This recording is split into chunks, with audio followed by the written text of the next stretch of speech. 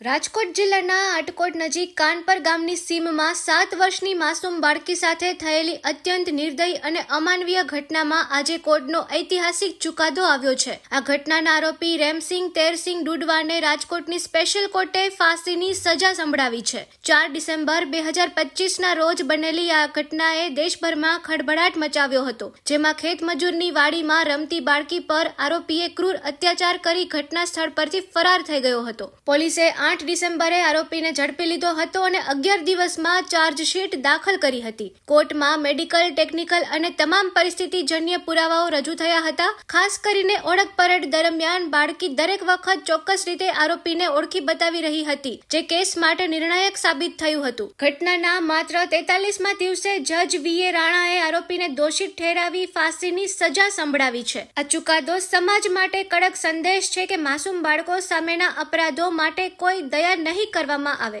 આજે મળેલો આ ચુકાદો માત્ર એક કેસનો અંત નથી, પરંતુ સમાજ માટે એક સ્પષ્ટ અને કડક સંદેશ છે કે માસૂમ બાળકો સામેના અપરાધો કોઈ પણ સંજોગોમાં સહન કરવામાં આવશે નહીં. ન્યાયિક પ્રક્રિયામાં ઝડપી કાર્યવાહીથી પીડિત પરિવારને ન્યાય મળ્યો છે અને કાયદા પર લોકોનો વિશ્વાસ વધુ મજબૂત થયો છે.